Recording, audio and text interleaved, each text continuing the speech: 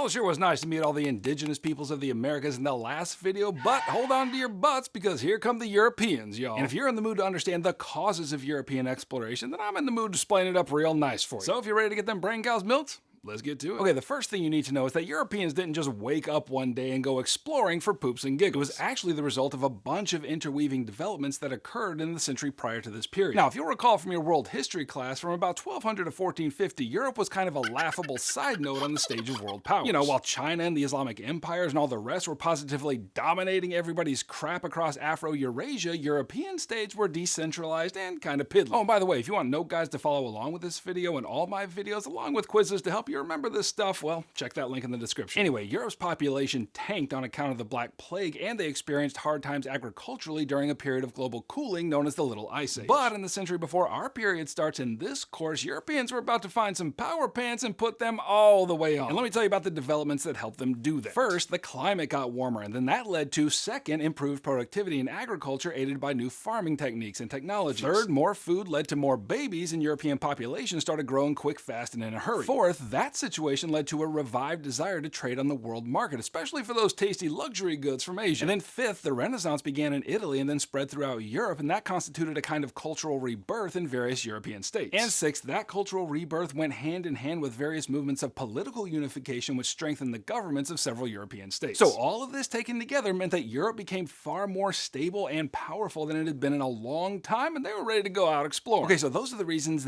that Europeans could explore, but now the question, dear pupil, is why did they explore? And I got three reasons for you: gold, God, and glory. So the first motive for European exploration is gold, which is a funner way of saying that they went exploring on account of economic motives. Now, as I mentioned before, some Europeans were getting wealthier and they wanted more and more of those luxury goods from Asia. But as it turned out, they had a big fat problem on their hands. You see, at this point in history, the main trade routes connecting Europe to Asia were land routes, the most notable of which for our purposes was the Silk Road. But in 1453, the Ottoman Empire went ahead and conquered Constantinople, which was a key choke point for European trade with Asia. And since those rascally Ottomans now dictated the terms of trade, Europeans wanted to figure out another way to the Asian market. And so they looked at the ocean and were like, hey, you know how we got a bunch of boats? Now I know this might sound crazy, but I bet we could float to Asia. You're a dang genius. And so combine the rising European demand for Eastern goods with improved banking systems that help facilitate trade, and baby, you've got an exploration stew going. So the first mover in that regard was Portugal. And under the leadership of our boy Prince Henry the Navigator, the Portuguese sailed around Africa in order to access the riches of the Indian Ocean trade. And then in 1498, Vasco da Gama was the first to successfully sail around the Cape of Good Hope and establish a Portuguese presence in the east. And Portugal's method here was to establish trading posts all around the African coast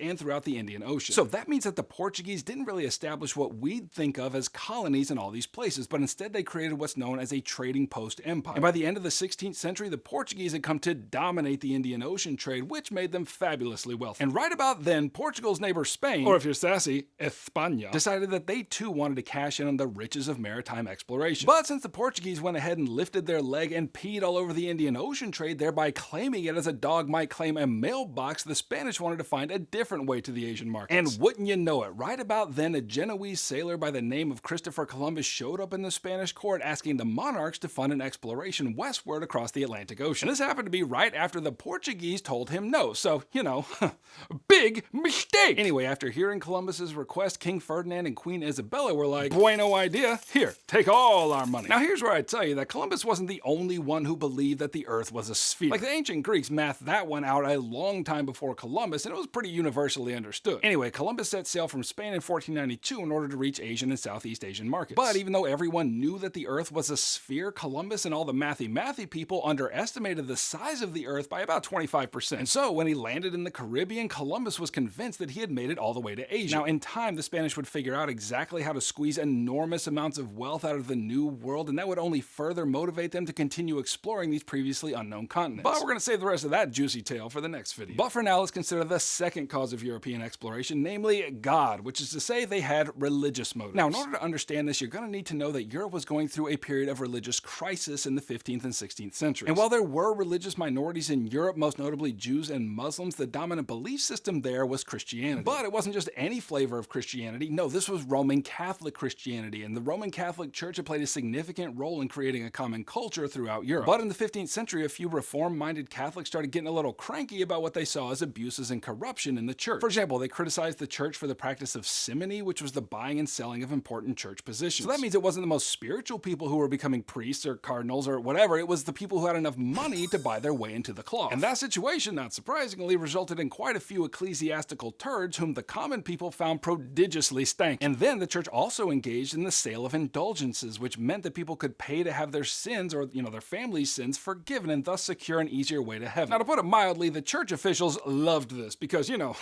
all them basilicas and golden toilets ain't gonna pay for themselves. Not even to mention that this situation helped the elite maintain positions of power. But in 1517, one of those cranky reformers by the name of Martin Luther stood up and called a turd a turd. Now, he wrote a series of complaints about the corrupted elements of the church in a document known as the 95 Theses and then nailed it to the church door in Wittenberg. Long story short, that act launched the Protestant Reformation and led to a permanent split in the Christian church. And now what you see is European states embracing either Catholic Christianity or Protestant Christianity. Furthermore, since there was really no such thing at this time as the separation of church and state, the religious feud also became a political feud, with each European power contending over who were the true Christians and the most powerful state. And predictably, that led to a series of religious wars in which Europeans were killing other Europeans to prove which one loved Jesus the most. Anyway, all this is happening right at the same moment when European states are beginning to venture out into maritime exploration, and they used that opportunity to prove that their version of Christianity was the best by spreading it all over the dang world. Take Spain, for example. Since about the 8th century, Muslims had controlled dang near all of the Iberian Peninsula, but by the 13th century, they controlled a much smaller portion of Spain known as the Emirate of Granada. And that happened because the Spanish gradually had taken territory from them over time. However, in 1469, a momentous event occurred when the two most powerful kingdoms in Spain were united by the marriage of Isabella of Castile and Ferdinand II of Aragon. And now that their armies were combined, they had more than enough power to lead the Reconquista, which finally ousted the Muslims from Catholic Spain in 1492. And then they further wielded their Catholic hammer by instigating the Inquisition, which eliminated religious dissent in Spain and expelled something like 200,000 Jews in the process. So all of that is going on at the very same moment that Columbus, that saucy Italian sailor, showed up asking for money to find a westward passage to Asia. And since the Spanish crown was positively drunk on their success in killing and torturing a bunch of dissenters in order to prove the supremacy of Catholic Jesus, they were more than willing to fund Columbus's trip. I mean, for sure they wanted the wealth that came from such trade, but they also reckoned that there were probably a lot of people in Asia who didn't believe that Catholic Jesus was the best, and the Spanish had some ideas about how to convince them. And since the Protestant Reformation put a sizable smackdown on the reign of Catholicism, success in these missionary endeavors gave them a chance to reassert Catholic dominance. And finally, European states were motivated to explore for the glory, which is to say they had political motives. Now, once contact was made between the Old and New Worlds, it quickly became a competition between European states to acquire colonial possessions in order to shift the balance of power toward themselves. And throughout the 16th century, Spain was for sure winning this game because they colonized the crap out of the Americas. And so, other European powers, not too stoked about Spain possessing the one ring to rule them all, decided that they too needed to explore and colonize, if only to keep the balance of power straight. Additionally, political change was occurring in some European states in which large multi-ethnic empires were breaking apart while small kingdoms were uniting and becoming more powerful, like we saw, for example, with Isabella and Ferdinand in Spain. Anyway, this new political reality coming into being was called the nation state, which by definition is a political entity that governs more or less a single unified people. And again, as nation states begin to emerge, it promotes fierce competition to become the most powerful. And don't forget that the Protestant Reformation added a religious ingredient to this competition, and if you know anything about anything, religious competition typically does not chill people out. So,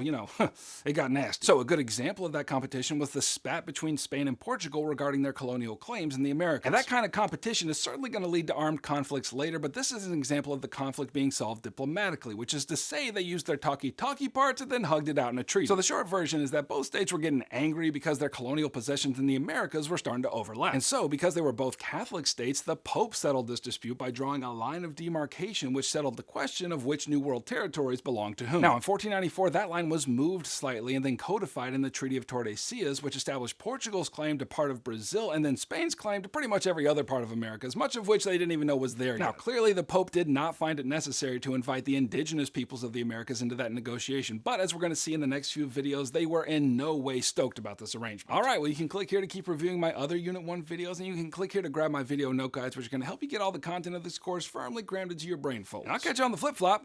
Heimler out.